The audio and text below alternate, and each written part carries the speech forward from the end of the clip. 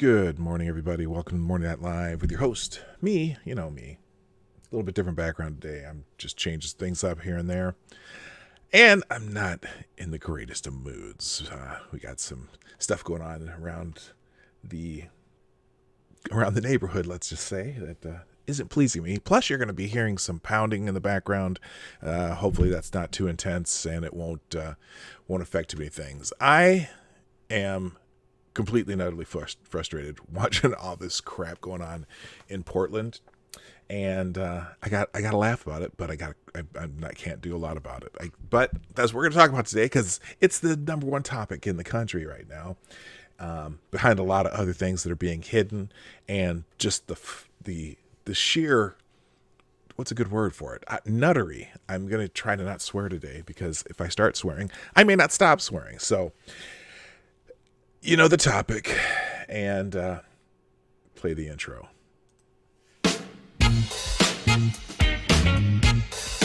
Ladies and gentlemen, coming to you live from the Lucky Dog Studio in a hidden location somewhere in the upper Midwest of the United States of America, it's a brother making his own way, but with all the wrong opinions. Welcome to the Morning Night Live with your host, yours truly, PAWG Night.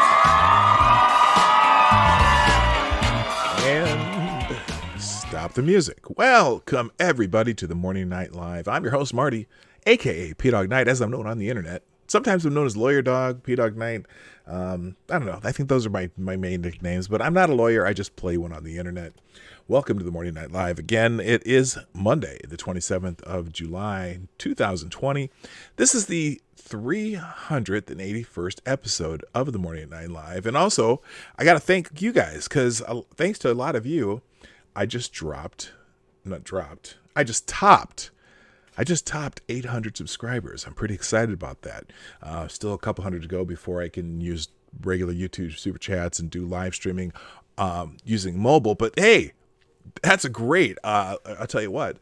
2 weeks ago, a few weeks ago, I just hit 700. So 800 is awesome. Thank you. I thank you from the bottom of my heart.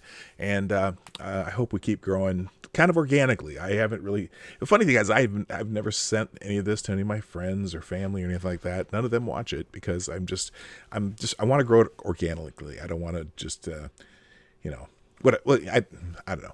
You know what I mean. Anyway. So let's talk a little bit about, we're going to talk about Portland today, but let's say hello to everybody first. Because then I can just get into it. I may not see the chat that much today. Super chats, obviously I get alerted, but I've got so many things that I've bookmarked today that I know I'm not going to get through them all. Probably won't do any breaking news because pretty much everything I have is breaking news from last night to this morning. So that's how it's going to go. So let's say good morning to everybody. First in the chat today was Amy in Connecticut. Do get the bell. Thank you for being here. Also, good morning to Aloysius Fudpucker. Malia Carr makes an appearance today. I'm glad to see you, my dear. Good morning, Cindy Rochelle. Good morning, Black Hebrew Israelite. That's right. And Gunfox61. CNN sucks. The most redundant name on the internet. Gunfox, yes, you did fill my email. I'm not going to get to it today, but I appreciate it. I've got so much stuff today. Also, good morning, Cynical Lindsay, Balin Bobby, Katie. Oh, I said Katie. Did I say Katie did skate? I did not say Katie did skate. Good morning, Katie. How you doing? Also, good morning, Select a Boy. Yeah, boy. I should turn my headphones down. Holy crap, that was loud. Also, good morning, Chi-Town J. And let's see, who else is down here? James Colley. That looks like it. Well, there's a bunch of you who are just rolling in. I see the number keep growing. So that's a good thing. I have to celebrate even the smallest accomplishments. Yes, you were here. You got the bell. So anyway, the only article that I have that's not from me bookmarking stuff. Good morning, TC Ball. Are you going to show clips about Trump's executive order on prescription drugs that should set an example for Congress? I wasn't planning on that today. Pretty much everything I'm doing is from my bookmarks on Twitter. I probably should do that. I mean, there's so much news that is not even being talked about. That obviously Trump's not going to get any credit for. That is good news for the country, and just because there's so much. Well, I wouldn't. Well, now there's death and destruction. There's actually death now in Portland. That sucks. Good morning, Zombie Teddy, Post Ghost, TC Ball, Jonas Pedersen. What's up? So anyway, first I just want to talk about. Well, the title today, the myth intensifies, because there's some really weird language being used when it comes to these Portland riots. I would call them riots. I don't know about you, but there's a whole lot of stuff going on in these Portland riots, and the weirdest thing is, well, I'm going to show you an example here real quick as soon as I hit the tweets and replies. It's the language the media is using is really weird. Okay, here's an example. ABC News. Listen to this sentence. This is their tweet. Protesters in California set fire to a courthouse, damaged a police station, and assaulted officers after a peaceful demonstration intensified. And I'm thinking, intensified? Listen to the words these. Protesters, peaceful demonstration, intensified, in the same sentence as set fire to a courthouse, damaged a police station, and assaulted officers. Say what? Say what? So here's the article, and we're gonna go through it, and I'm sure we're gonna see a lot more words. And my bell's ready for this one, because this one's unfathomable. So here's the article. Oakland protesters. Oh, what happened there? Well, it'll pop up in a second. Oakland protesters set fire to a courthouse and vandalized. Now, apparently, they might have changed this article since I read it first, because the word intensify. I don't see the word intensifies here anymore. They can't take down the tweet, but it's certainly a protest through the streets of downtown Oakland, California, in support of racial justice. My bell's not working.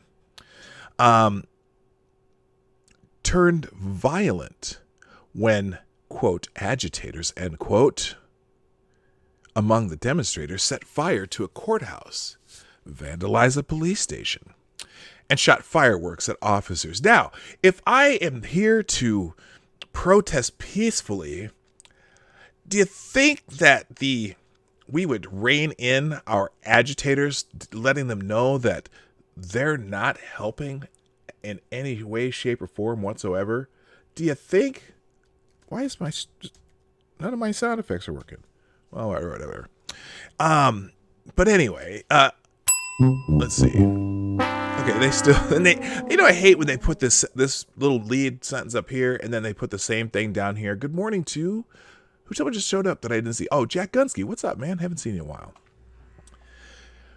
A protest through the street of downtown Oakland, California, in support of racial justice and police reform. Oh, those are great causes. Turned violent when agitators among the demonstrators set fire to a courthouse, vandalized a police station, and shot fireworks at officers, authorities said. About 700 demonstrators participated in what started as a peaceful march Saturday night, but then some broke from the larger group and smashed windows, spray-painted graffiti, and pointed lasers at officers, the Oakland Police Department said on Twitter. Several tweets called for peace and asked organizers to help provide safe spaces and safe places for demonstrators. Several fires were set down in the downtown area, including one at the Alameda County Superior Courthouse that was quickly contained. Police said the protesters at one point were breaking windows and chanting racial slurs at residents. Photos tweeted by the department showed broken glass and paint splattered on the police headquarters building.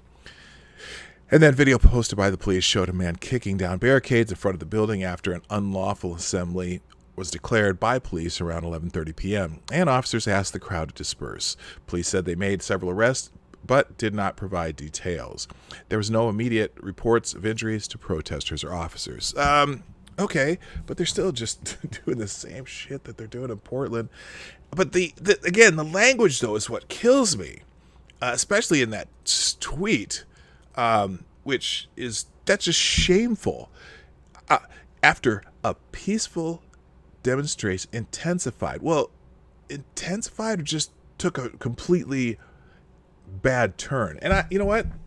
More power to protesters who can remain peaceful.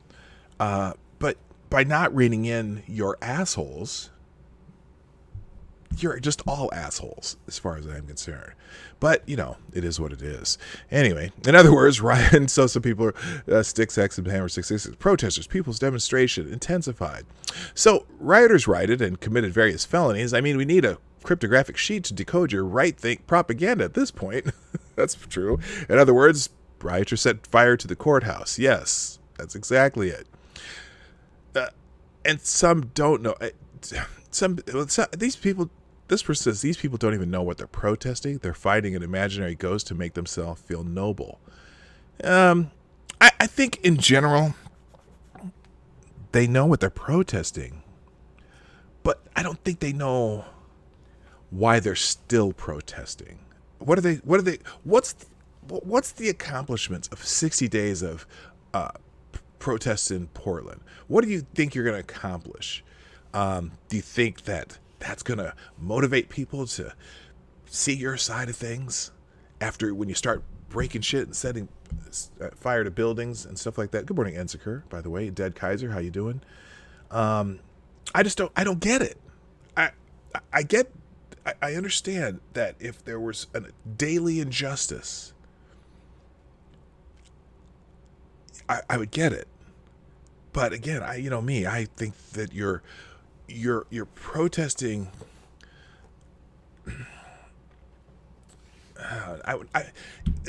The protests are coming from the man bite dog events, from the very rare events that are the worst events, that are easy to pinpoint, that are easy to talk to be mad about. But you're not getting the idea that you're going to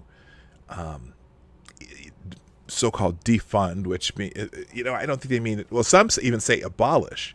The idea that you're going to abolish the police by these demonstrations, you're proving that we need law enforcement. You're not, if you can't show that you can protest peacefully without destroying other people's property, without destroying buildings, without trying to attack other people out there, you're proving that we need law enforcement.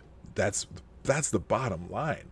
It's like you're not accomplishing anything. So anyway, let's go into another. I do have one article pulled up here, and this is kind of what I'm talking about with how the media and the Democrats and I know that's redundant, but how they speak about these riots. So this is an article called 10 Big Fat Lies You're Being Told About the Portland Riots, and I think it's a pretty good article. Democrats have fully pivoted on the nightly Portland riots. They've gone all in on blaming the riots on President Trump, just aligning themselves with the Antifa and Black Lives Matter. Is this bell working yet? Okay, hang on a second. All right, we got to do something here. I'm sorry, guys. This is the thing when I on Mondays I'm often late because of the because of my job, and so sometimes I have to reload all of my sound effects, and I just don't feel right without sound effects. So y'all talk amongst yourselves for a minute as I'm just babbling on. Actually, that's the wrong one. That should be Y. Okay, this should be F. Okay, and then we'll get into this article. So give me just a second here. In fact, I'm going to put you on. I'm going to put you on a pause for a second. I'll be right back.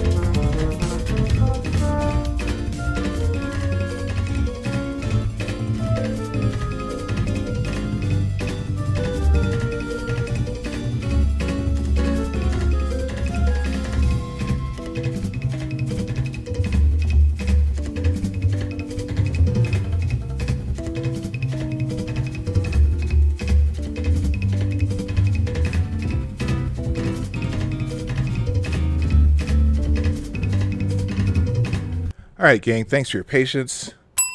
And okay, so there we go. Anyway, I'm not sure what's going on here. We'll figure it out later, though. Hey, there we go. How about that? All right. So anyway, the Democrats have pivoted on the riots. Hello, the gayest person on YouTube, by the way. Blaming the riots on President Trump, thus aligning themselves with the Antifa and Black Lives Matter anarchists and communist mobs. Instead of black balaclavas or masks, the politicians have donned the cloak of civil libertarianism. In doing so, they make a mockery of it.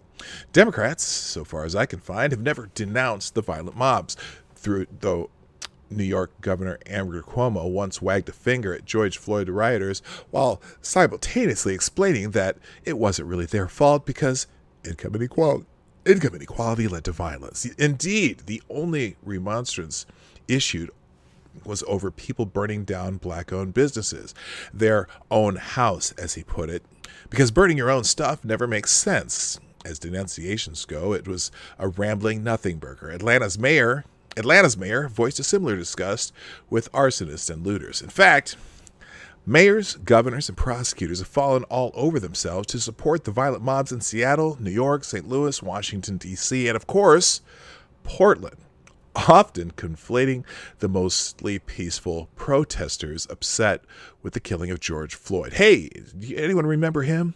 Remember that guy? With the ones looting Louis Vuitton, tearing down statues of George Washington, and trying to burn down federal buildings. Seattle Mayor Jenny Durkan ceded a section of the fancy Capitol Hill neighborhood to the mob. She handed over a police precinct to the mob. 2 murders, gunshot wounds, assaults, and rapes took place at her pet mob's little summer of love. I'll put this article back up while I'm here. Now I can... There we go. Summer of love. Now I can put some bells on this. And she's never apologized. Minneapolis Mayor Jacob Frey gave over a police precinct to the mob. Police officers inside thought they'd die that night, and if they'd stayed, they would have. When rioters weren't boosting free stuff from Target, looters and rioters were spectating the conflagration. They started at the precinct with a sense of satisfaction and accomplishment. The mayor later asked President Trump for money to help rebuild it. Trump said, "Hell no." But this is an election year and time is short. The mobs are deployed to cause chaos and misdirection, as they were in Portland and elsewhere in the months leading up to and after the 2016 presidential election. They're cracking heads and cold-cocking Trump rally-goers who dare bring a contra-narrative to one of their riots.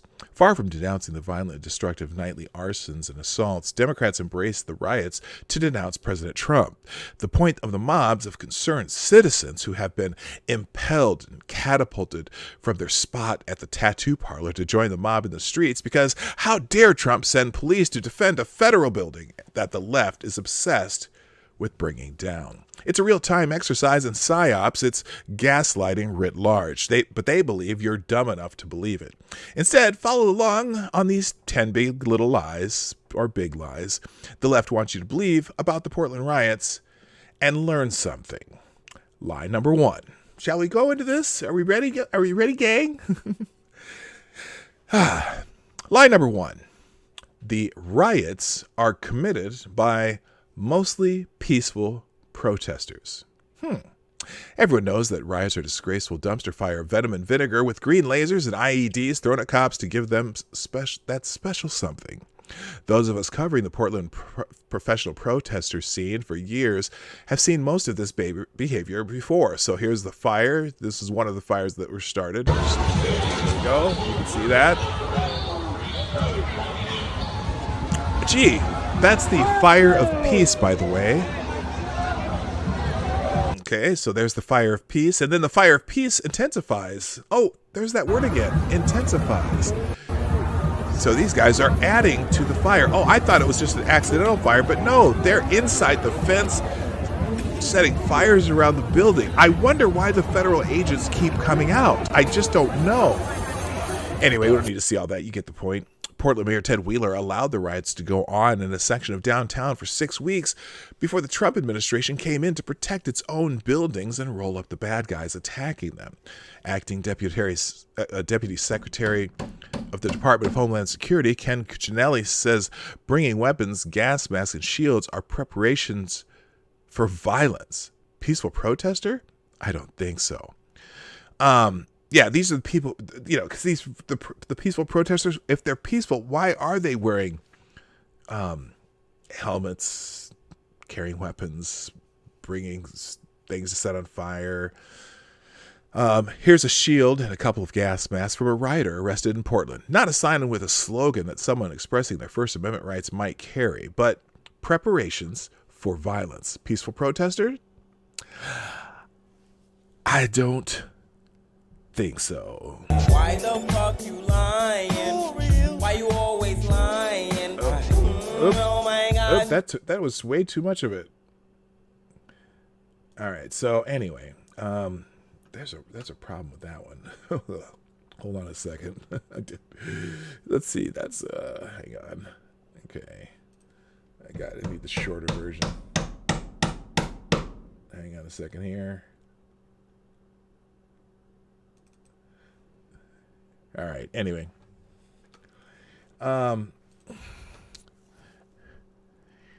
Wheeler's strategy, if you can call it that, of letting the rioters riot and ruin part of downtown leaves Oregonians feeling unsafe, police outraged, and the rule of law in tatters. Now Wheeler says Trump's defense of the federal building is somehow breaking the law.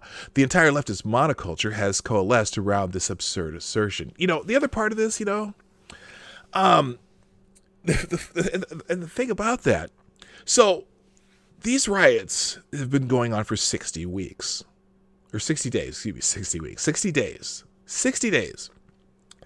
Now, for the first 45 days in Portland, they've been going on in another section of town, okay? And then I remember when they finally kicked them out of one park, and so all the protesters and rioters, whatever, they all decided that, okay, we're going to move our entire thing over to this Pioneer Square, which is near that federal building and the federal courthouse. And I remember at the time, they didn't do anything at the federal, but there were no federal agents there, right? No federal agents showed up, period. Until they just started attacking the federal courthouse. And so the agents that were already in town, most of these agents live in Portland. They work in those buildings. They are from there. That's when the federal agents began to come out. And so then Ted Wheeler says, well, this was completely peaceful until the President Trump sent his troops in here. The fuck are you talking about, Ted? The federal part of your Portland riots has only been going on for 2 weeks. This entire nonsense has been going on for 2 months. So you're full of shit. Anyway.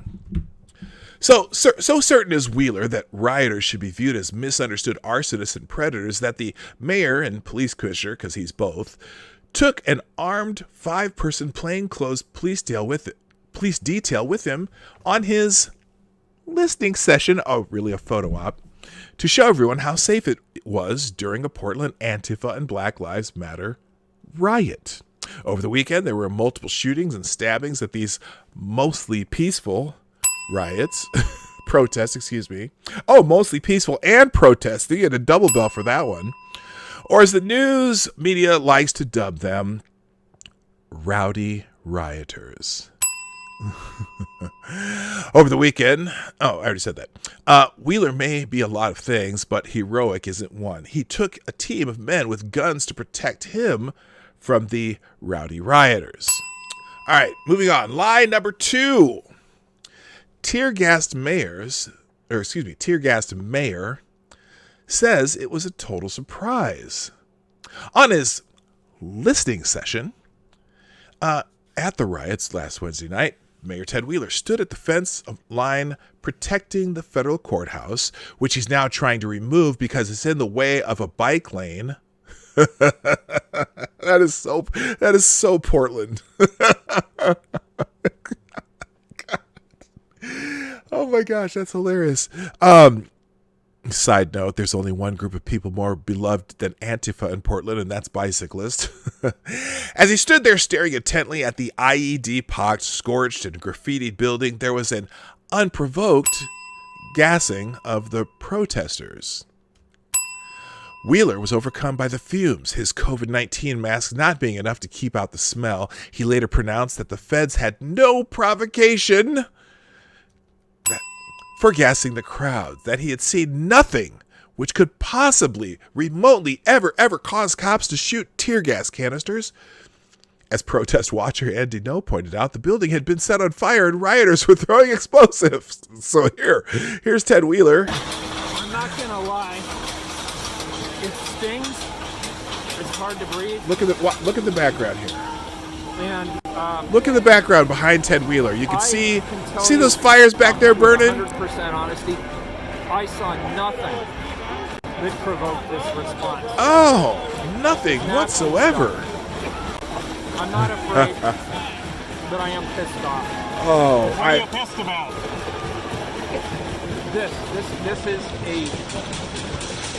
egregious overreaction on the part of the federal officers. Really? No.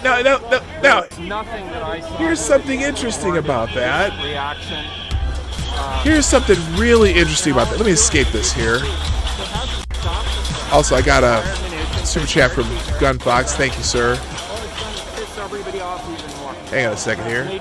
Thank you, Gunfox61, with the $3.57 super chat. Did you see the new alert for that? I have new for the 223, the 357, and the 556. They all have new alerts. I don't know if you've noticed. Anyway, Gunfox says, Black Lives Matter can't break any laws as per the liberal Democrats and media. I say purge them with chainswords, heavy flamethrowers, and hot lead.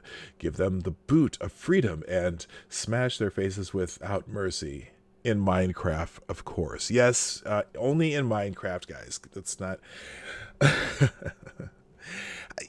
Thank you, Gunfox. I appreciate the 370. Also, now the top super chat of the day.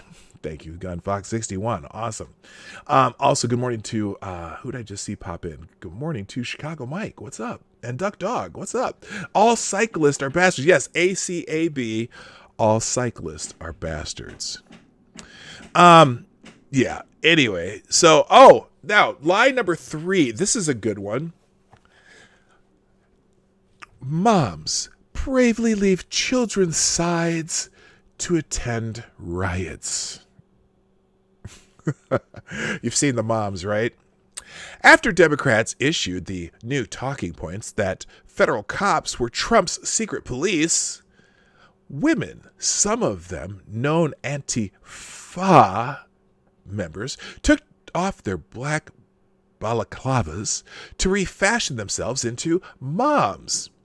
Somehow these individually acting concerned mothers all knew to get a yellow shirt, riot helmet, and a hey, hey, ho, ho chant to drive away those bad federal officers. Here's the moms. Yes, oh yes, they are moms of these very peaceful protesters. Incredible scene in Portland right now. A group of moms are chanting, "Feds stay clear, moms are here." Oh, that's so cute. No writes that these quote moms end quote. I recognize a lot of these so-called moms as the same Antifa women who dressed in black as recent as a couple days ago. They just put on a yellow shirt now for optics. Most of these people aren't mothers, and many don't even identify as female.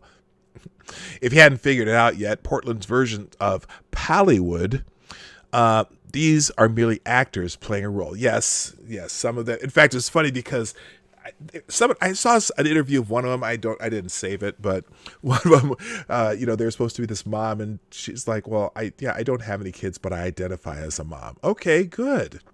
Line number 4: these dads with leaf blowers showed up out of thin air. I saw that in the media too.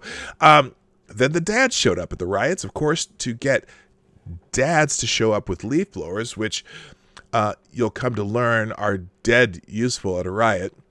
You must put out a casting call and bring your gas mask and bring your leaf blowers. And I don't know what happened here. That's not the right picture, but it says Dad. Oh, I see. That's a joke. Dads assemble more leaf blowers. The casting call for Portland's professional protesters have been going on forever. This one from Occupy Portland that occurred in 2011, 2012. So right here, OPDX, Occupy PDX, hiring actors to pretend they're apologetic captains of industry to rile up the mobs. Oh, anyway, a quick look at these grassroots dads on Twitter reveals they've all been around. Hold on a second. Since July of 2020, just in time for the riots. The, quote, dads who look oddly like the rioters from the night before came with leaf blowers to blow back at federal officers all the CS and tear gas they've deployed, while their comrades, yes, they call them comrades, lobbed IEDs. Another set of dads were armed with umbrellas to keep the gas out of their faces, keep gas out of the faces of rioters so they could continue to ready their munitions to throw at the federal building. So here's the dads putting in the work right here. Leaf blower guy here. Notice that these dads look awfully young. I don't think they're, and there's a whole bunch of them too. Oh, look at them put up shields too, and now they're throwing lobbing fireworks over at them. Yep, just like my dad would do. And then this, there's a dad here, protesting dad using a skateboard as a shield. Yes, he has a leaf blower and a skateboard as a shield. Good for him. And he just happens to be in a helmet and safety equipment. Very good, very good. All right. So enough of that. As you may have wondered, yes, Portland has a leaf blower ordinance. Leaf blower regulations 18.10.035 banning the use of them in the city after 7 p.m. But Governor Kate Brown has COVID restrictions on large gatherings too, so that's a little bit moot, right? Hang on a second here. All right, zoom volume up. Duplicitous politicians have agreed that the law doesn't apply to the Democrats' pet protesters. Look for more shutdowns after Oregon experiences another spike in COVID cases in the next few weeks from the riots. They'll cancel church, but not the riots. By the way, I made a new video. I don't know if you've seen it yet, so after this, you can check out my new video. It's related to this. Lie number 5. Rioters are patriotic, flag-waving American veterans. Oh, the veterans are helping out too. You've heard the saying that dissent is patriotic, and it is.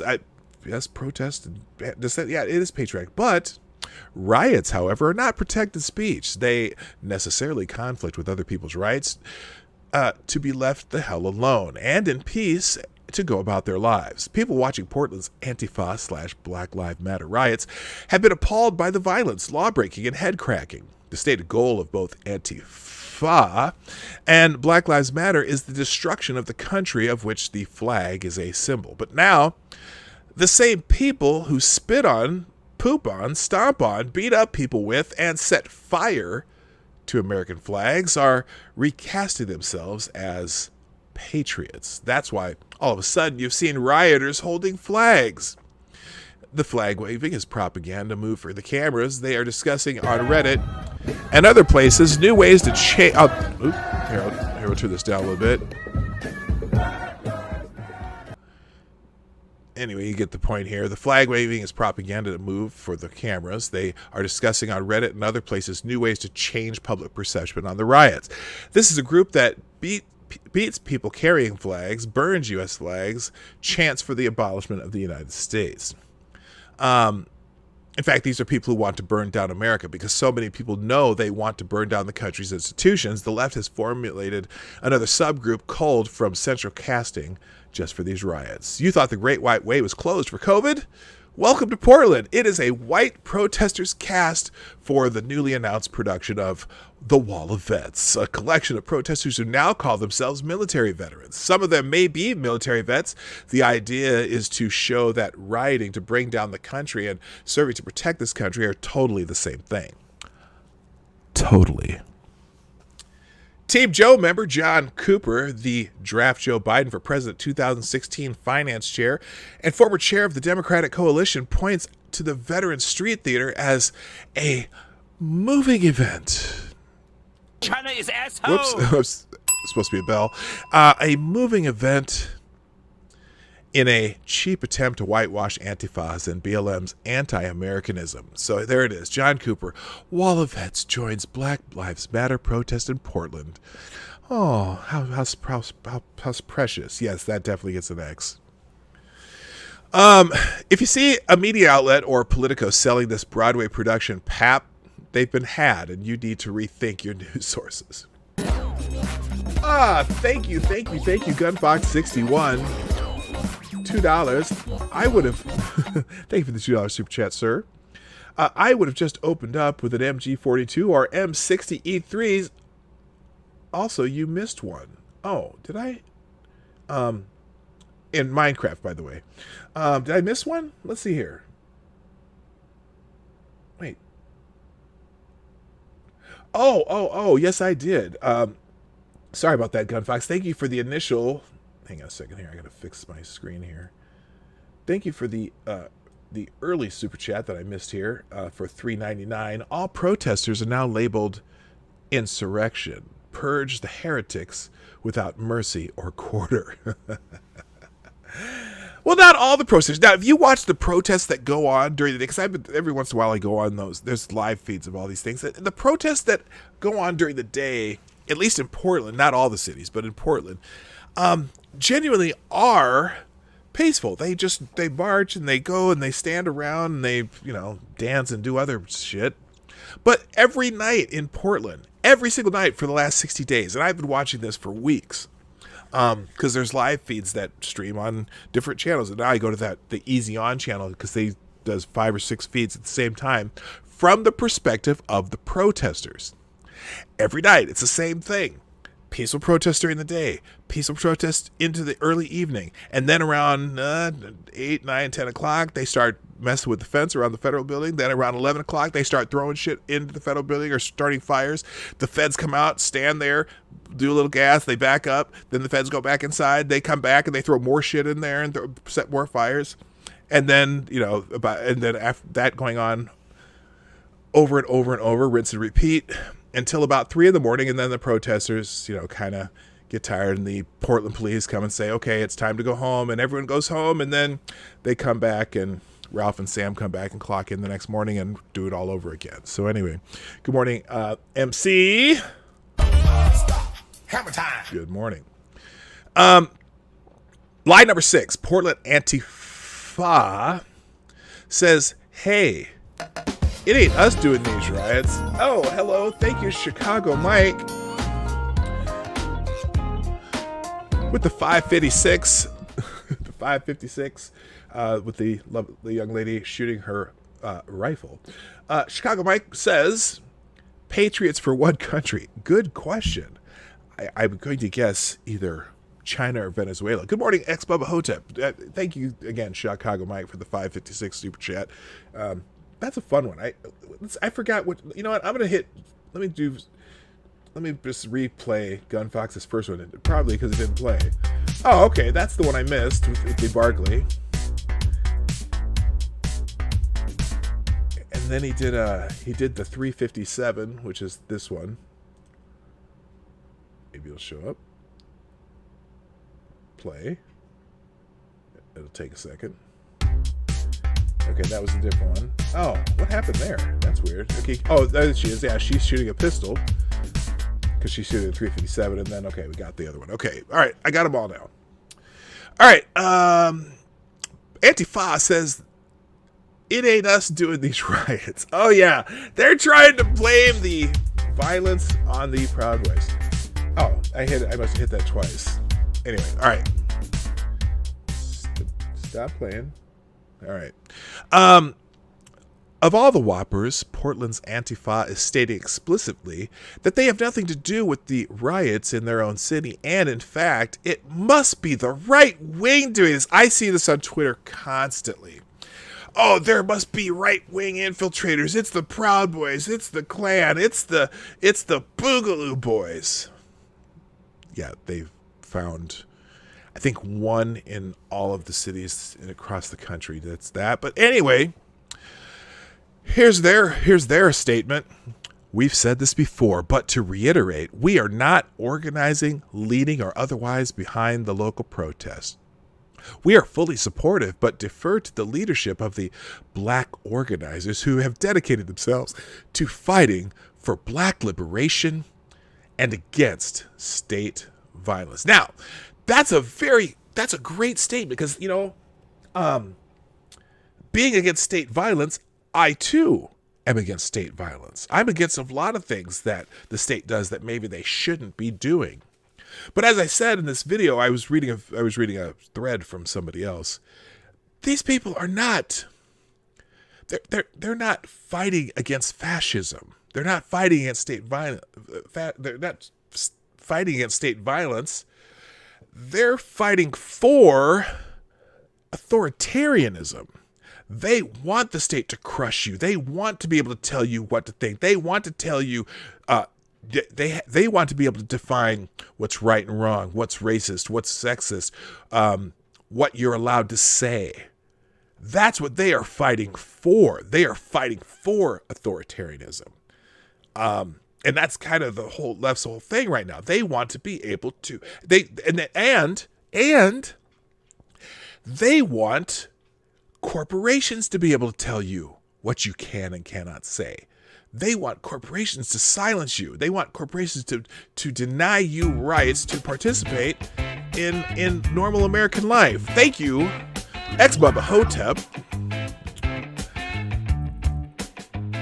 with the devil's donation of 666, and my favorite, one of my favorite shake weight alerts. Ex-Bubba Hotep says, as normal, I'm going to bed. I just needed to say, fuck the person who brought their dog to a riot last night in Portland.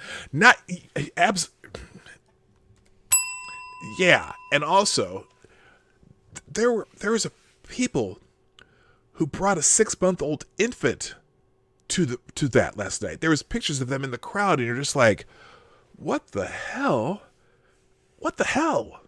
Why are you bringing an infant to this? Oh my God, they're just stupid people. Anyway, and then this says, yeah, we are not always anti-fascist. You're not against fascism. You're for fascism as long as you're in charge. That's what it is. You're absolutely for fascism. You are absolutely for the state to be able to control the people. But only if you're in charge. Only if you get to be the leader.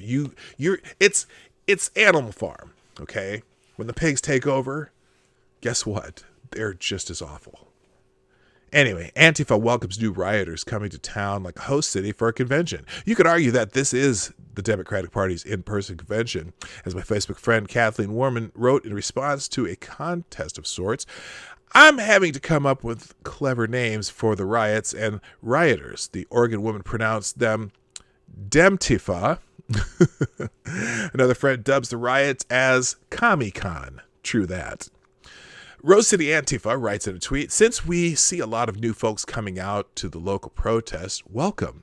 We'd like to remind everyone of the importance of good cybersecurity. A later Rose City Antifa tweet vowed, we've never been more prepared to fight for what we believe in and what is right. Rose City Antifa is being sued by Andy Ngo for the death threats and attacks. He's asking for damages. They've certainly been outed by James O'Keefe and Project Veritas and are most certainly under scrutiny by the feds. Consider their statement their official legal disclaimer, even as they help put together IEDs and source green lasers for the riots. Yeah, there's 3 guys that may lose their eyesight permanently from those lasers. That's really not good.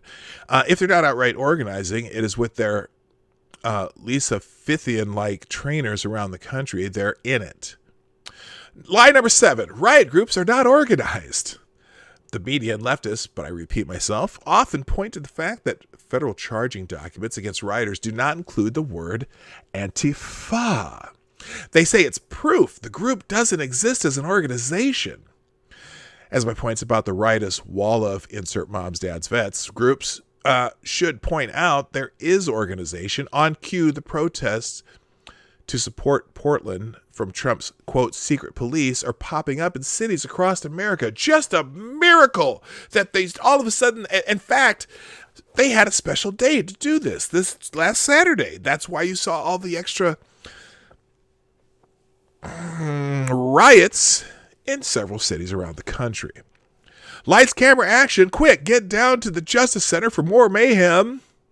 Who says they're not organized? Stories about how you can help the organized riots are ubiquitous. Besides bringing your leaf blower and wearing your yellow shirt, you can bring food and water. And gruesome photos have been coming out of PDX citizens put in the hospital by rubber bullets to the head as Maureen Healy, the history chair at a local college, shot today. Oh, yeah, lots of teachers are being arrested too. You notice if you look at the, they said, like, for example, I don't remember what city it was, but there were 20 people arrested and 14 of them were teachers in schools.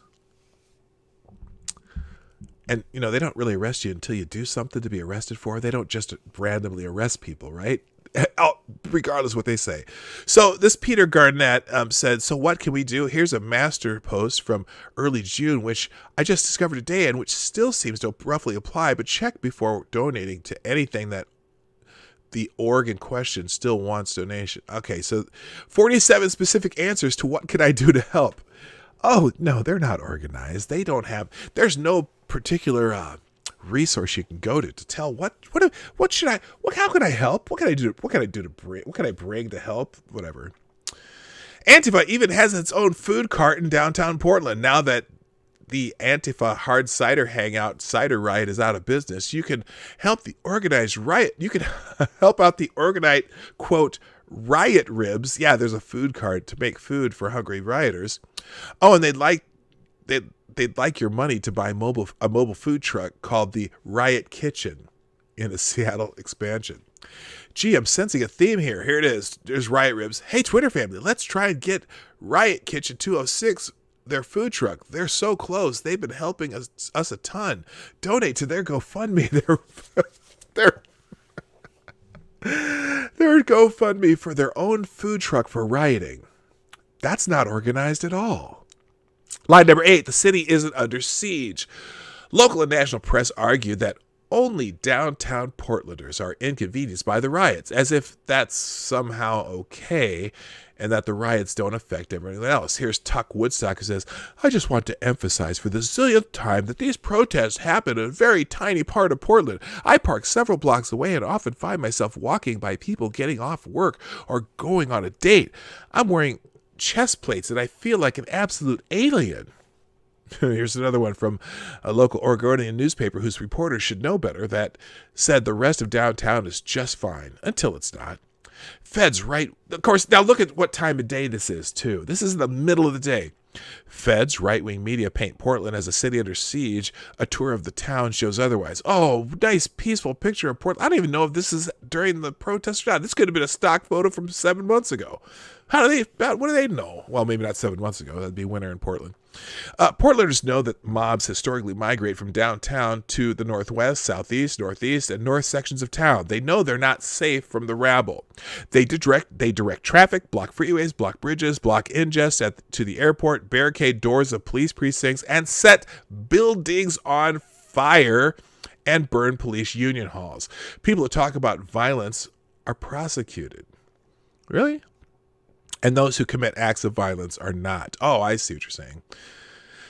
This is not downtown Portland. This is where they're blocking Interstate 84. Whose streets? Their streets. Whose freeways? Their freeways. That's because the political class of like-minded public servants agree with them and let them do it. Lie number 9. What lasers? A few days ago, federal authorities acknowledged that 3 police officers defending the federal courthouse may have sustained permanent damage to their eyesight because rioters shone lasers in their eyes. This is the stuff of terrorists, and it's real, as Acting Department of Homeland Security Ken Cuccinelli says. They can and are intended to cause serious eye damage to law enforcement officers. And there's pictures of the lasers being used. Hang on a second here. This will pop up. I meant to have it play right there, but it didn't. Here, let's try this again.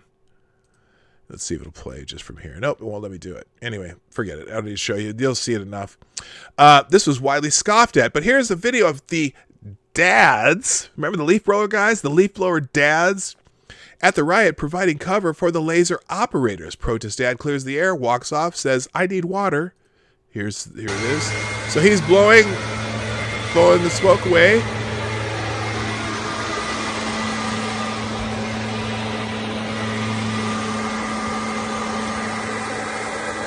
And he's clearing the area, and then next, here comes the light image. Okay, well, that's just showing that. But if you're watching on the any of the live feeds, you see them all over the place. They happen all the time. And then line number 10, they want liberty. Antifa and their BLM brethren seek to destroy America's institutions because they claim those institutions are somehow racist and oppressive. They want to riot, burn, loot, and command and control with impunity, and they want to use their comrades to do it for the good of the collective. Like this, every city, every town, burn those precincts to the ground. That's what their chant is. Here it is. Here's 13 seconds. Every city.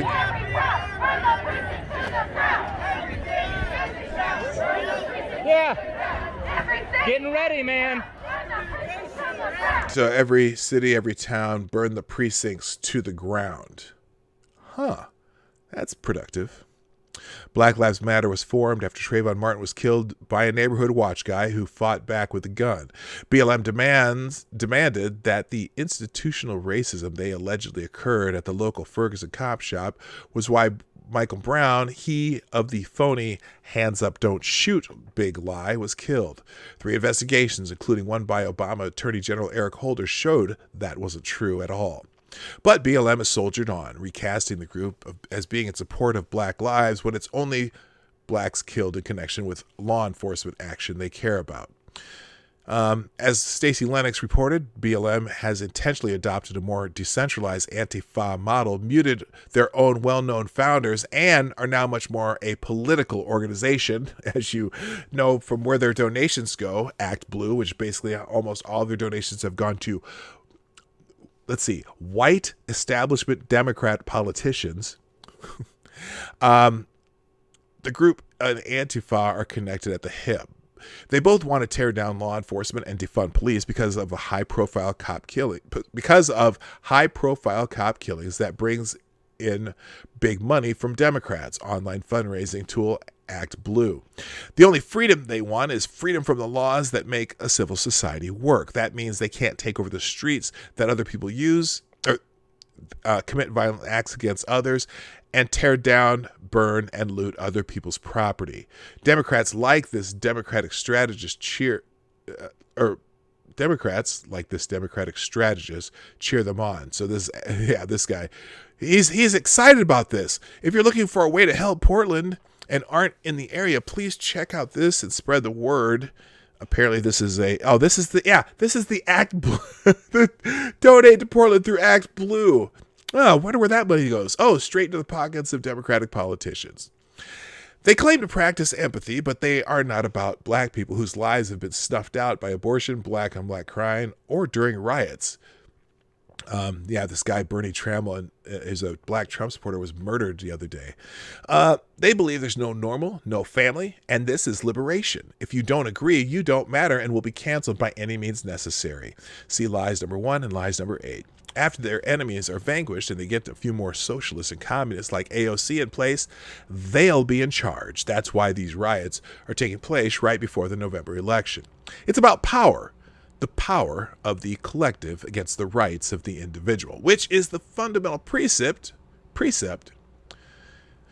about which this country was built. So that's that. There's our big lies of the day.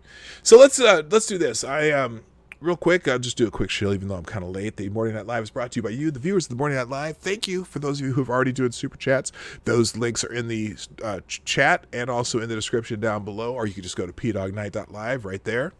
Also, please share the stream out. Either hit the share arrow down below, or you can retweet me at Twitter, Minds, Gab, or Parler.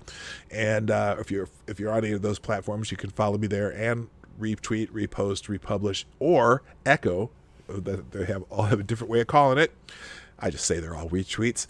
And then finally, hit the like button. If you like what we're doing, hit the damn like button, man. Hit the damn like button. Hey, nice. We got 54 people in here, 30 likes. Let's see if we can get that up to at least 50. Good morning, Jedi Ghost Bear. How you doing? And Donatello Slapafellow and Check Your Logic. I just noticed you guys popped in the chat. How you doing? All right, I'm going to just go, instead of doing, normally I would be doing breaking news now. I've kind of scrapped the whole Twitter trends thing, we do breaking news, but most of it I get from Twitter. Real quick thank yous also to Johnny Hellcat. Johnny Hellcat, I didn't even know you're here. How you doing? Random American, Chi-Town J, and and Tyler F. Also, let's see, Cynical Lindsay, Cindy Rochelle, all the people who've been retweeting the show and making sure that you spread the word that PAWG Night is live. Thank you so much. All right, I'm just going to get into some bookmarks that I've been bookmarking stuff left and right over the last several hours. So we're just going to go touch on a few of these as I got to scroll back to find out where it is. So there's some things that, oh good God. We're going to start with Jerry Nadler. Jerry Nadler. You know Jerry Nadler, the congressman from Illinois, congressman. This is amazing. So if you're familiar with Fleckus Talks, if you don't follow Fleckus, it's Fleckus, FLECCAS Talks on YouTube, or just Fleckus on Twitter. He caught up with Jerry Nadler in Washington, D.C. and had a quick little conversation with him. And you got to hear this because it's amazing. It's amazing. Here we go. Listen to this. It is true. There's violence across the whole country. Do you disavow the violence from Antifa? That's happening in Portland right now. There's riots. That's a myth. That's being spread only in Washington, D.C. Antifa in Portland? Yes. Sir, there's videos everywhere online. It's there's a fires myth. And riots. They're throwing now, what's interesting, fireworks and, I think what's just as interesting about this, I knew Jerry Nadler was round, but I didn't know he was so short. I mean, Fleckus is like 6'1" or 6'2", I think, if I remember right. Jerry Nadler's a little dude, but he used to be just completely round. But he had that bypass surgery and stuff, whatnot. But I don't care about Jerry Nadler. Just the idea that there are politicians who have the gall and the balls to call this shit going on in Portland a myth. Are you kidding? Oh, that's right. Jerry's from Manhattan. I'm sorry. I was thinking. Never mind. Not he's not from Illinois. He's from Manhattan. Unbelievable. That's why that is why I named this the myth intensifies, because some are calling it a myth and some saying it's peaceful protests that have intensified. Holy shit. Anyway, let's get back to let's see. So I had a few tweets that I bookmarked about that. Let's check out. I bookmarked a whole stuff. We're gonna just go through this quickly. More Jerry Nadler. Here's that myth that's so much a myth here. Here's a good. Yes, Jerry. All this you're seeing right here, this is a myth. See the blue laser, the green lasers. There's fires and fireworks, and yes, that absolutely looks like a myth to me, Jerry. Looks like a myth.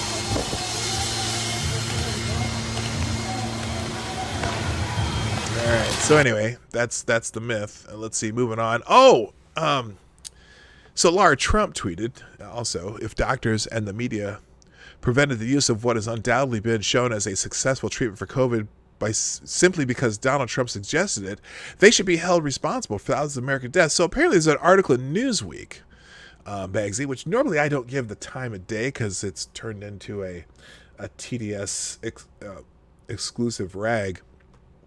But interesting, they had this opinion article from Dr. Harry Reich, MD and PhD, professor of epidemiology at the Yale School of Public Health. Amazing that what you're hearing here, a professor at epidemiology at Yale School of Public Health. I have offered over 300 peer-reviewed publications and currently hold a senior position on the editorial boards of several leading journals. I am usually accustomed to advocating for positions within the mainstream of medicine, so have been flummoxed to find that in the midst of a crisis, I'm fighting for a treatment that the data fully support, but which, for reasons having nothing to do with a correct understanding of the science, had been pushed to the sidelines. As a result, tens of thousands of patients with COVID-19 are dying unnecessarily. Fortunately, the situation can be reversed easily and quickly. I'm referring, of course, to the medication hydroxychloroquine. When this inexpensive oral medication is given very early in the course of the illness, before the virus has had time to multiply beyond control, it is shown to be highly effective, especially when given in combination with antibiotics, azithromycin or doxycycline, and the nutritional supplement zinc. On May 27th, I published an article in the American Journal of Epidemiology entitled Early Outpatient Treatment of Symptomatic High-Risk COVID-19 Patients That Should Be Ramped Up Immediately as a Key to the Pandemic Crisis. Now, that's just a nice little short, sweet title. The article, published in the world-leading epidemiology journal, analyzed 5 studies demonstrating clear-cut and significant benefits to treated patients, plus other very large studies that showed the medication's safety.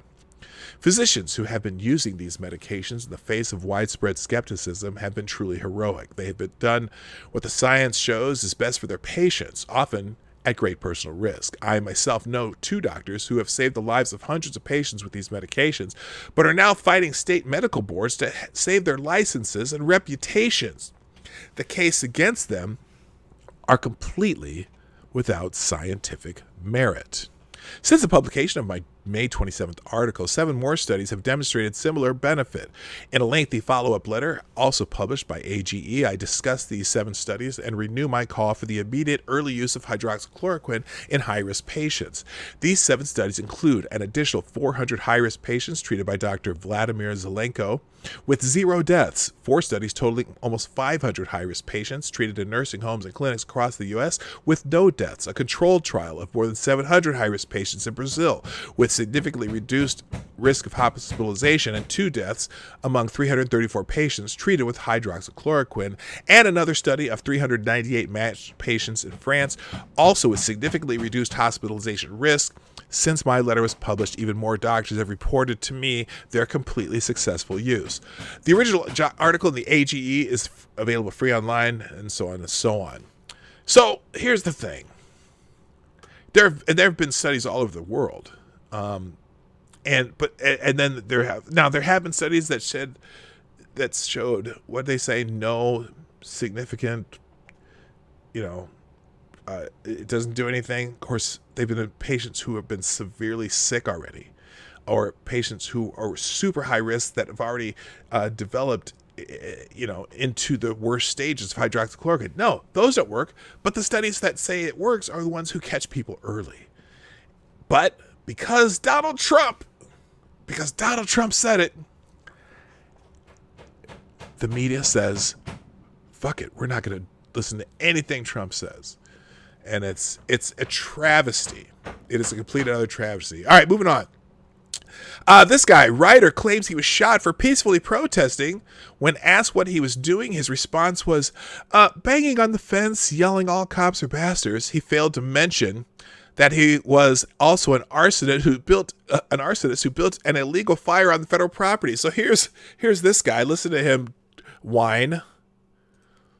Do you want proof? Do you want proof? Oh, proof of what? Being here.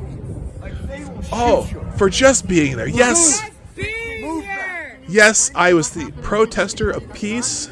I was peacefully protesting. Oh, yes. And, so peaceful. The federal agents come out and shot me. Oh, no. This is terrible. Locked me up. Oh. Locked me up for about 6 shots.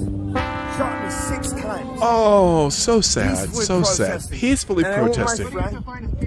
And they shot him with rubber bullets. He's got welts all over his body. Where did they get it wrong? Because I support the people I walk with. Oh. And we have a big presence. So he's super supportive. Now let's take a look at film of this gentleman peacefully protesting. Here he is peacefully protesting.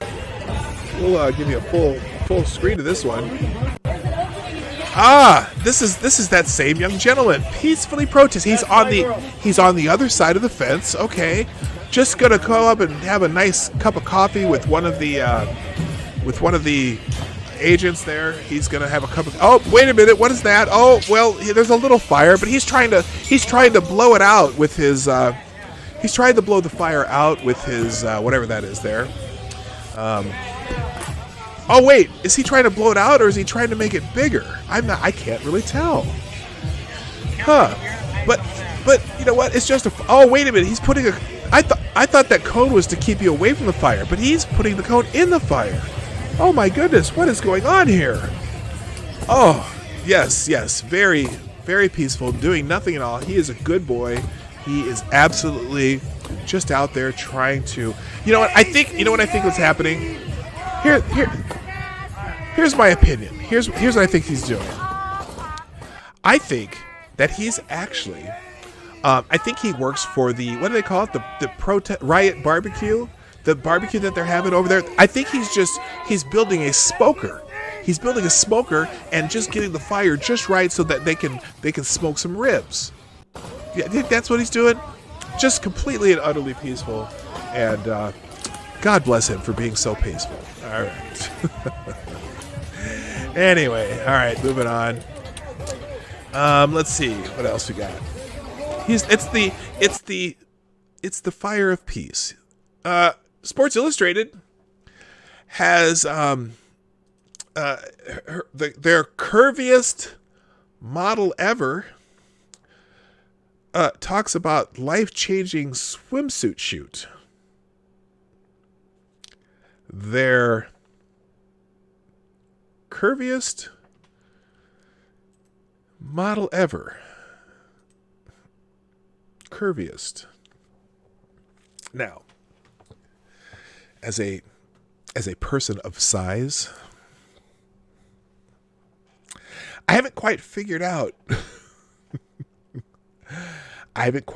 what they're talking about here, but model Hunter McGrady deems Sports Illustrated's curviest model ever has taken to Instagram to share her joy in being featured in the mag's 2020 swimsuit edition. Yes, it's okay. They're whatever. I've been so excited for this shoot to be released. McGrady 27 shared this trip was a life-changing and was so special, and to experience with the most special team. Sports Illustrated has given me so much and created so many incredible opportunities for me. I will be forever grateful. Every time the magazine comes out, it's a pinch me moment. Okay, their curviest model ever. I no comment. Period. You can. I'm going to keep my YouTube channel. By the way, I do have my cup of reparations coffee. That says it right there. Sports Illustrated. Congratulations. As curvy as a perfect sphere. Well, I'm not, again, I'm going to keep my YouTube channel. I'm not going to say a thing. All right. Rutgers University. Now, I got to update you on something. Not update, but bring you up to speed on something. Thank you, Chicago Mike, for the $2 in the super chat realm. Mike says, they arrested me for no reason. All I was doing was breaking the law. Yeah, that's exactly right. That's exactly right. All he was doing, break the law. What an idiot. So, a little bit about me, or not necessarily about me, but my life. In my adopted family, my grandmother, a black woman. I'm just qualified because it's relevant to the story I'm about to tell you about. My grandmother was an English teacher.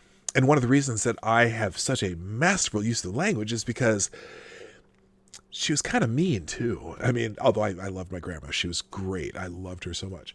I was so sad when we lost her 20 years ago. But she was an English teacher. And let's just say proper English was not only expected in my house, but and both my parents were teachers too, but my grandmother just, no slang, no nothing. You talk like, you use proper English. Well, unfortunately, Rutgers University has a different take on the English language thanks to the Black Lives Matter movement. The English department at Rutgers University will no longer emphasize teaching proper English grammar or standard academic forms of writing in an effort to stand with and respond to the Black Lives Matter movement. Wow. I'm sorry.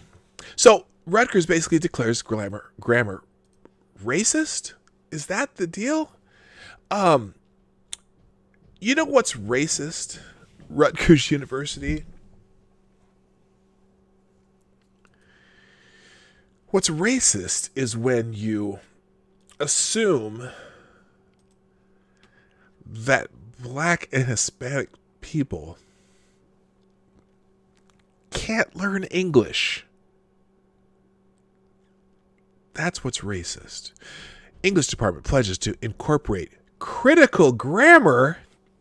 Oh, that's a buzzword if I've ever heard it. Into the program. The English department at a public university declared that proper English grammar is racist. Rutgers University English Department will change its standards of English instruction in an effort to stand with and respond to the Black Lives Matter movement.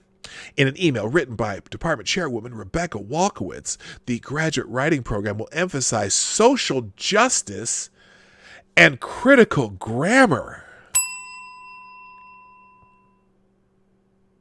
Does anyone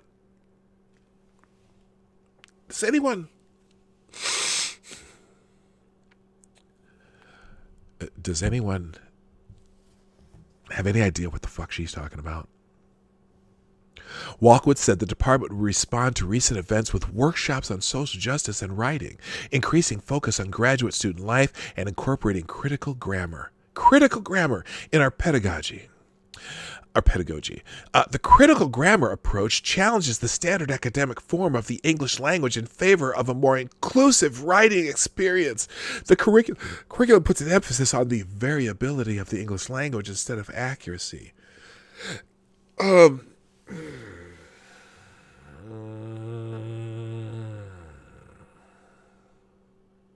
Here's a key point in this article. Leonidas Johnson, a speech pathologist and libertarian activist, said the school's change makes the very, I'm adding very into this, the very racist assumption that minorities cannot comprehend traditional English. Johnson called the change insulting, patronizing, and itself extremely racist. And I concur. I'm not reading the rest of this article. It's unnecessary. Moving on. Just a couple more things here. I know we're gonna be hearing about these over the next 2 days. Oh, Walmart and Home Depot won't enforce mask rules following violent confrontations. I did not hear about this, but you'll be hearing about it later. Let's see here. Come on, computer. Come on. There we go.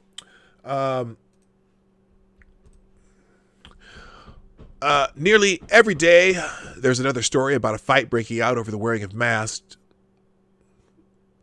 I don't think it's just white people either. Just a couple days ago, a Starbucks barista in California was allegedly punched in the face for asking the customer to put a mask on. And a couple weeks ago, I don't want to see Ben Shapiro. Get off my screen, Ben Shapiro. A couple weeks ago, a New York man allegedly assaulted a manager and a bartender after being asked to put a face mask on to comply with their COVID-19 safety protocols. Now, you're actually punching people over this? Now, look, I'm wear a mask, don't wear a mask, but if a business wants me to wear a mask, I'll wear the mask. I don't care. I don't wear it outside. I don't wear it when I'm driving. We went over to grandma's house yesterday, and my kid's grandma, and I wore a mask the whole time we were there because I care about people who are worried about this. And if they don't require a mask, I don't wear it. Because I stay away from people. I don't like being around people during this whole thing. But to punch somebody, that's crazy. But anyway, the confrontations turned deadly. Now, this one's old. The confrontations have turned deadly. A security guard at a Family Dollar store in Michigan was shot dead in May after he told a customer to wear a mask. And you know what they're trying to do? They've tried to play this up as some right-wing Trumpian thing that people don't want to wear a mask. The security guard at the Family Dollar store was shot by a brother who probably isn't a Trump supporter. So it's not just the Trump people, folks. There are plenty of people who just aren't comfortable wearing masks or whatever. But anyway, now a bunch of big stores are deciding the fight isn't worth it.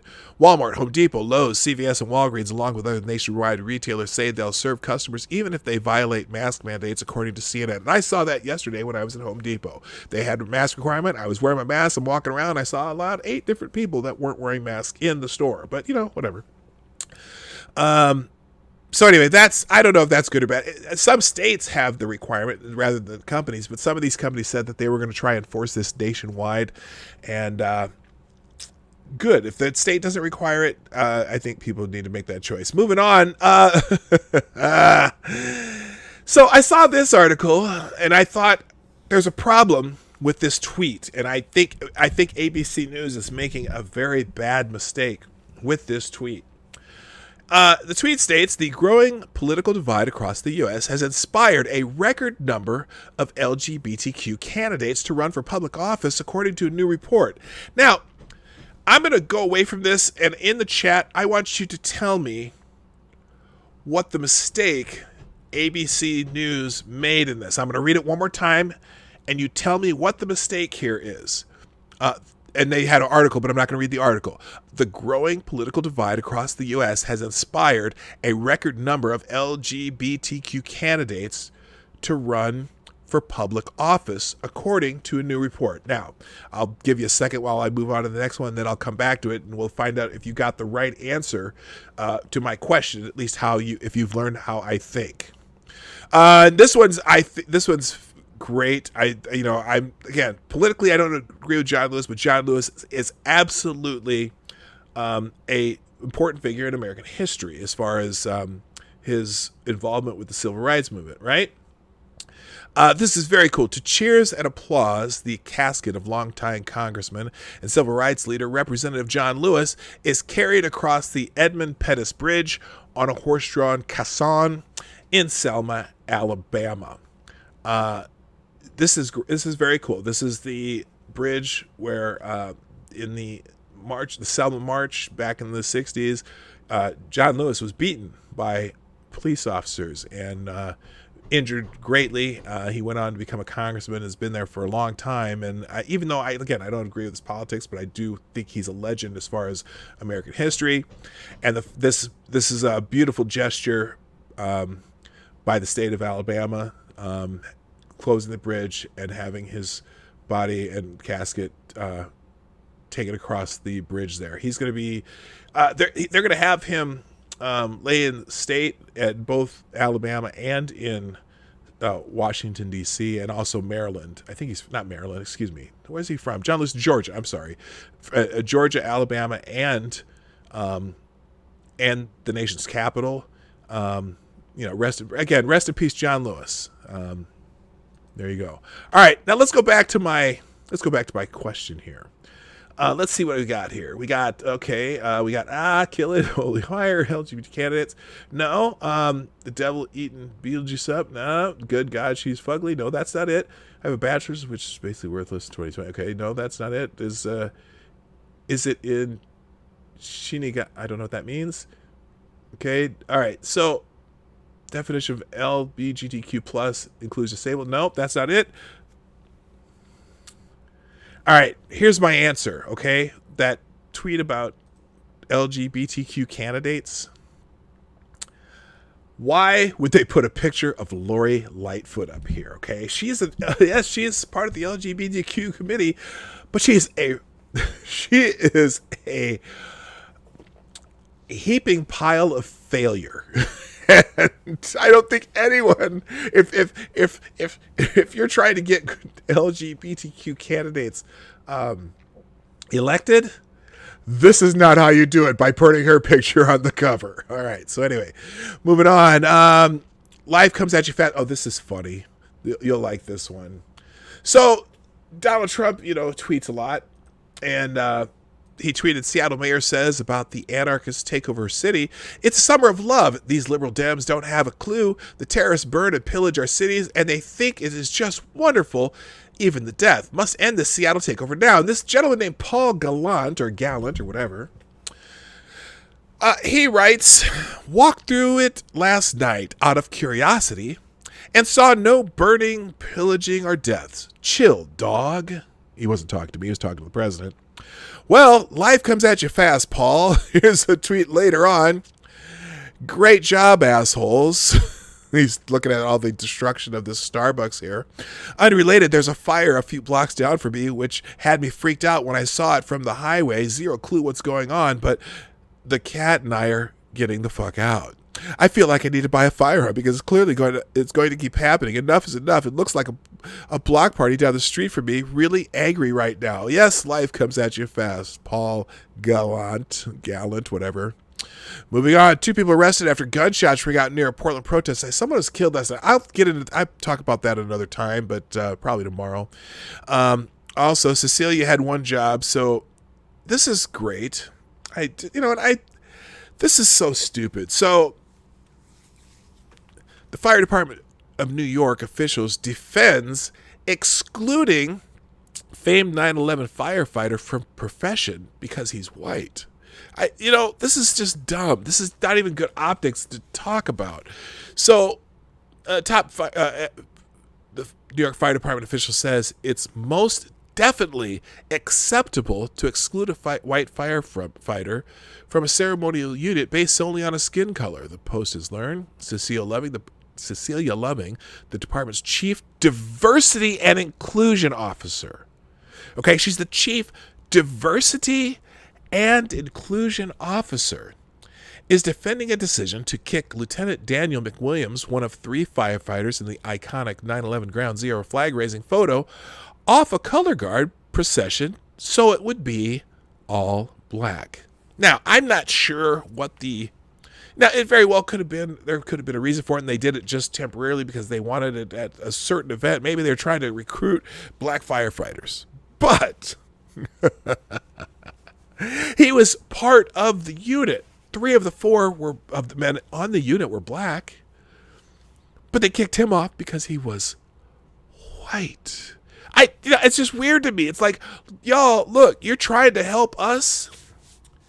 I'm not talking to my audience. I'm talking to y'all, those guys.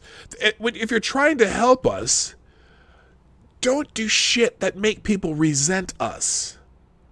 I'm sorry. That's just stupid. I don't think that you're not. How are you helping black people by doing that?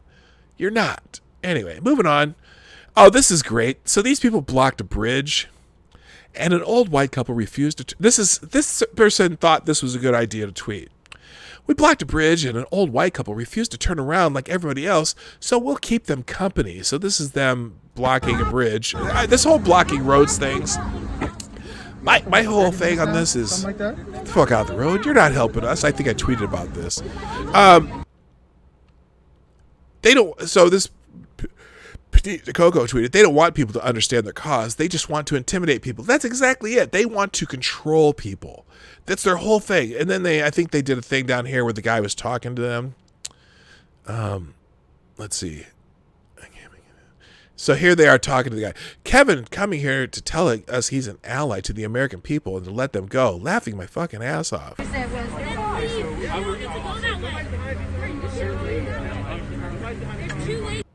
Yeah, why? It's just. I'm sorry. I'm tired of the roadblock issue. I'm tired of this whole thing.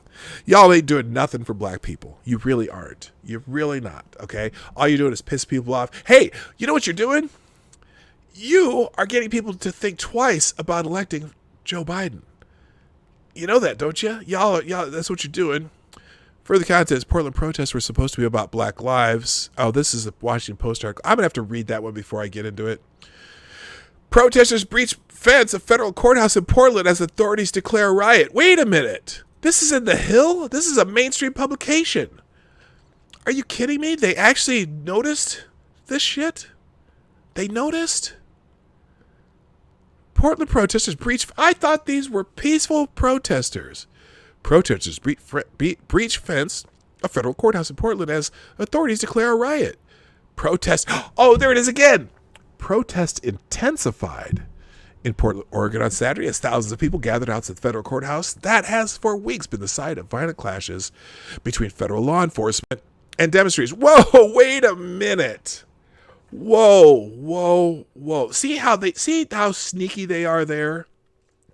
See how sneaky they are? Listen to this sentence again.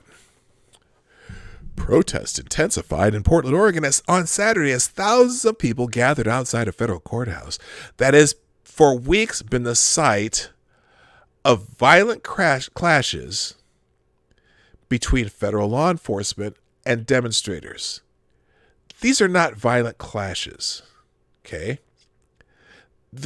Well, they're violent clashes. They're definitely violent clashes, but it's not a violent clash between the federal law enforcement and the demonstrators. It's the demonstrators attacking the federal buildings and the federal officers and the officers arresting people. It's not a violent clash between them. It is a one-side violence, one-side arresting. Now, are they using violence to arrest the people? Sure. Of course they are. They're responding to violence. It's not violent clashes.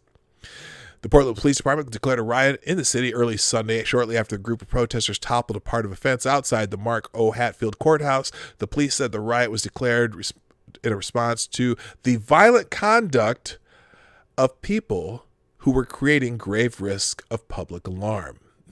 That doesn't sound like it includes the feds.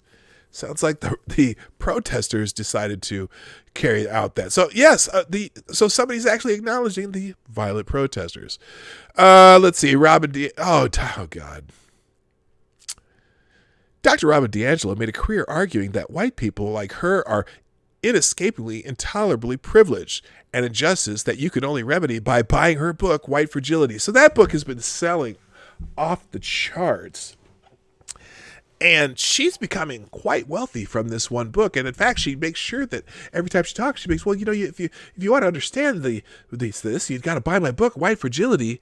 Kind of ironic that she's becoming wealthy because I don't think she is really sharing her wealth at all. I think that's part of what this article is about.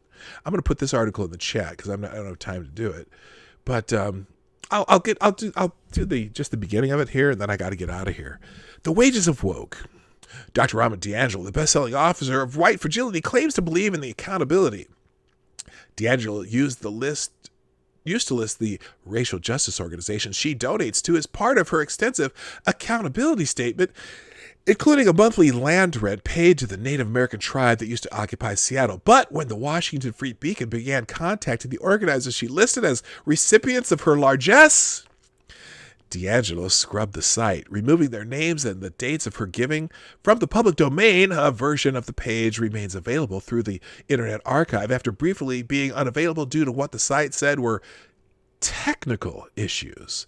The page was edited again as recently as Friday when DiAngelo wrote she would begin donating 50% of her after-tax income in cash and in-kind donations starting next month, suggesting that she had not previously, as the page exhorts, given a percentage of her income large enough that she could feel it.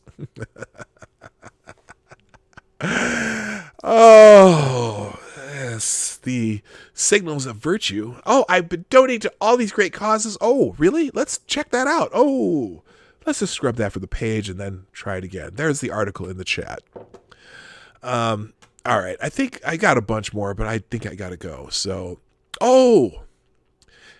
this is interesting. Another article in The Hill. They're talking about this. I'm just going to give you Britt Hume's summary from this article called "More Willful Blindness by the Media on Spying by the Obama Administration." Here's a good quote. "What is astonishing is that the media has refused to see what should be one of the biggest stories in decades. The Obama administration targeted the campaign of the opposing party based on false evidence." It's all coming out soon, gang. It's all coming out soon. Let's see. Oh, that's the Intensified article we talked about that already. Oh, thank you, Black Hebrew Israelite. That's right. For the $2 super chat. Oh, he said, I saw you were on Tommy Sotomayor's show the other day. Good job getting yourself out there. That's right. That's right. You need to check out John Lewis, Republican opponent Angela Stanton King. She did an amazing interview with Tommy last month. Yes, I have. Right. I saw that interview. I do watch Tommy occasionally, and I was on the show. I've been on the show twice actually, but yeah, I was there this weekend. I might have to pull a clip of that and put it on my site. But yeah, that was fun. Tommy's a smart guy. A lot of people don't give him credit. You know, especially people who don't like the things he say, like to disparage him a lot. But he's actually a very smart guy. He's very he has a mind like a trap. He's very good with words and listening to people, what people say, and then make sure that their contradictions are you know, he's very good at debating. Let's put it that way. All right, let's see. Oh, remember her? Remember this girl? Remember this? Reminder that there's been zero update from the Madison Police Department on the alleged hate crime perpetrated by 4 classic Wisconsin frat boys on Althea Bernstein. Yeah, have you heard anything about that case lately? The hate crime or whatever. I mean, I'm curious. I'm gonna have to look that up. And on that note, I gotta call it a day, guys. So we're gonna close this. Ladies and gentlemen, thank you for being here today at the Morning Night Live. I'm here Monday through Friday, 10 o'clock Eastern, 9 o'clock Central, 1500 GMT for those people in other parts of the world. Please, on the way out, make sure you hit the like button because that helps the algorithm. We're still at 53 people here still. Okay, we had a lot of people here and 39 likes. There's still room for more, so hit that like button on the way out. Also, share the stream if you're watching a replay. Throw a comment in the comment section so that I know you're here, and you can do donations and super chats through the Streamlabs link down below. I'm going to be adding my if you don't like Streamlabs or PayPal, I'm going to be adding Venmo and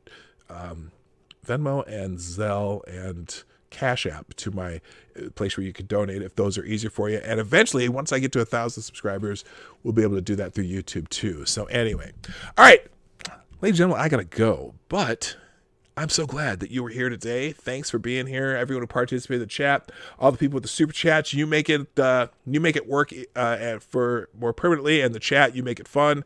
And everyone who shares the stream, I greatly appreciate you all too. Let me real quick. I just got to check these notifications. I think some more people retweeted the show. Let's see. Why can't I chat with Peter? I'm not sure.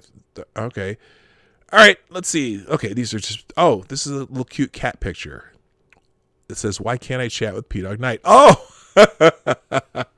Okay, this has to be seen. So Cindy Rochelle, who's watching the show, is having trouble chatting today. And we can't quite figure it out why, but she sent a picture and wants to see if anyone in the chat can figure out why she's having trouble chatting with the show today. So there it is. So unfortunately, she can't. Okay, the cat decided to take it. Well, the cat's chatting with me. Look at that, because the cat's typing up a storm there. So there you go. Anyway, if you're bad from Twitter, we'll try Parler, Gunfox. You can. That would be helpful too. Okay. So anyway, Cindy Rochelle unfortunately can't do her thing. So anyway, thank you everybody for being here. But I gotta go. My name is P-Dog Knight, and I'm out of here. Bye bye. Have a good day. Hey, this is P-Dog Knight, and thank you for watching today on the P-Dog Knight channel. Unfortunately, if you have an observation or remark you'd like to make about this video or my channel, I absolutely write it in the comment section down below. I really look forward to hearing from you. Bye-bye. And before you go, if you like what you saw but you're not already subscribed, please make sure you hit the subscribe button and definitely click that bell that pops up afterward so you'll be notified when I post new videos or when they go live. We broadcast a live show at the Morning Night Live Monday through Friday at 10 a.m. Eastern, 9 o'clock Central. A special thank you to all supporters of this channel who share our videos on social media and who make donations through the Streamlabs link, which is also in the description down below. Thanks again, and until next time, I'm P-Dog Knight, and I'm out of here.